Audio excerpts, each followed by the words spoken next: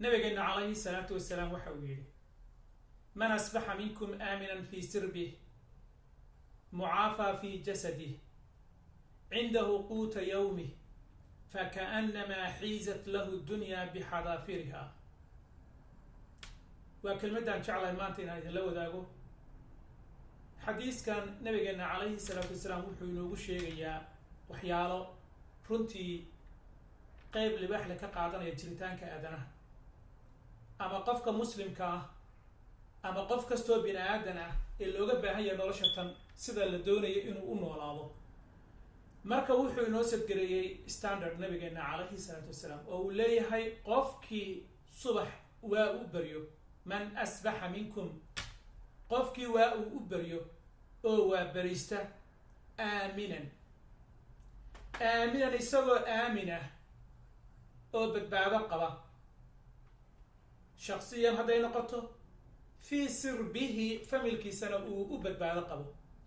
qoyska uu ka dhashay qoyska uu ka mid yahay oo asaga shakhsiyan hadday tahay hooyo ama aabe iyo caruurtii ay dhaleen ay maxaan ku rahdaa qoyskaa ka mid ahaydba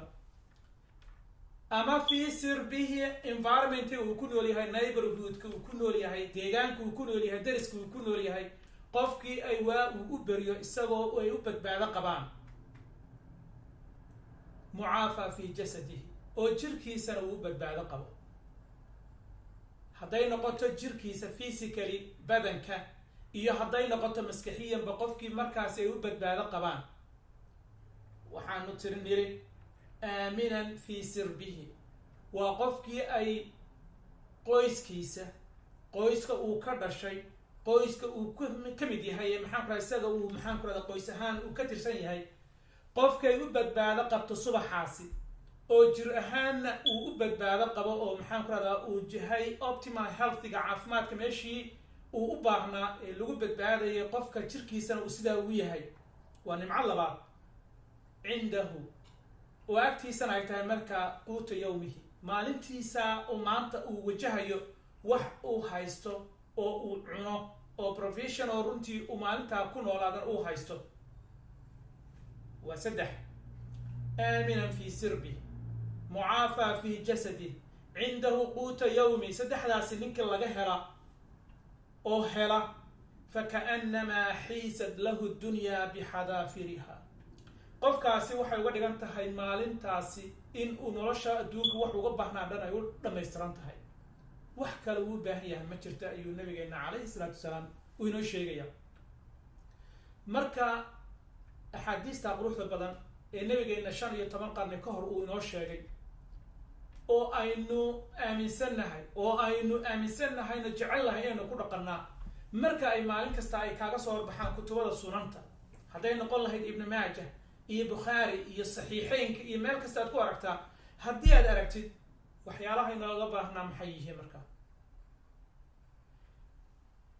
haddii ay naga maqan yihiin qaybo ka mid ah sababta ay nooga maqan yihiin maxay tahay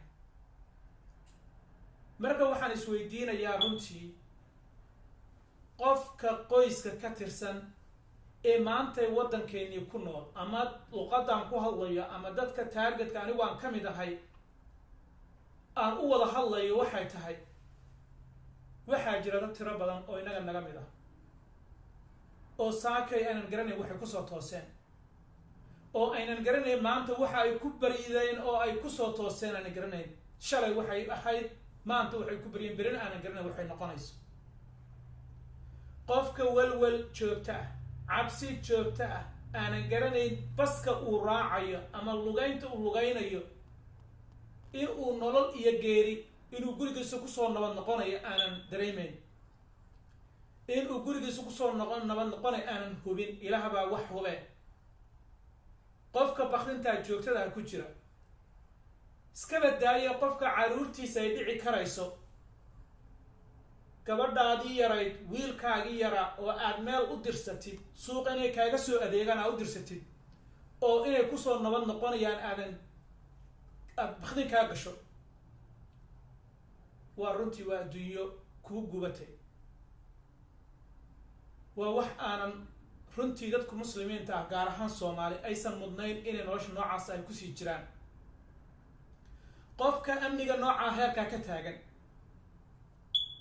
oo haddana mucaafa fi jasad jirkoodan ay dhici karayso inay ayagaba ay la tacaalayaan dhibaatooyin tiro ka badan oo hadday noqoto badankoodii oo cudurro badan ay la dhiilgaraynayaan oo ay dhici karayso maskaxiyan ay la dhiilgaraynayaan masiibooyin fara badan oo soo maray runtii waa iyana nasiibo kale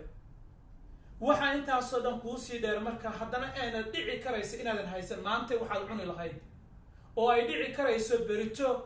iyo caruurta aad dhashay waxaad ku quudin lahayd aysan xitaa meelba kuu oolin hadday ku taalna dariskaaga ama deegmada aad ku nooshahay ay jiraan kumaan kun oo sidaas oo kale ah oo aanan maanta waxay cunaan aanan haysan runtii waxay noqonaysaa waa musiibo qaran runtii waxay noqonaysaa waa dhibaato runtii u baahan in wax laga qabto oo loo baahan yahay bulshada aynu ka mid nahay dhawaaqyada waddanka ee ka soo baxaya ee joogtada ah ee hadday noqoto meel la qarxiyey iyo hadday noqoto gabar la xoogay ee la gubay ee la dilay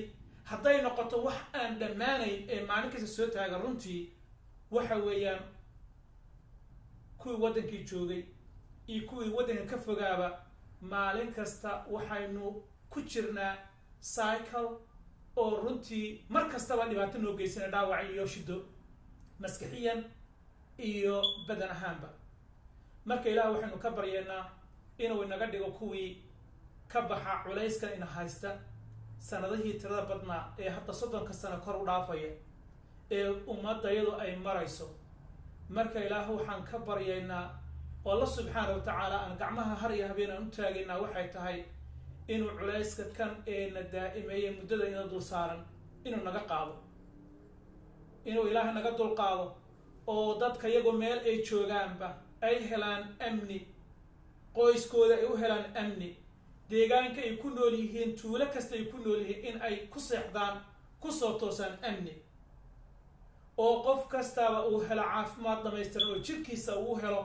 maskaxdiisa uu helo qof kasta uu noqdo qof optimal healthigi loogu baahnaa hela oo ilaahay uu na siiyo risiq inagu filan oo maalintaasi iyo maalmaha inagu soo fool kaleba aynu ku moodno oo aynu maxaa la dhihi jiray runtii aynu helno quutu yowm maalintii waxaynu ku moodi lahayn waxaasoo dhanna waa noo yaalla asalaamu calaykum waraxmatu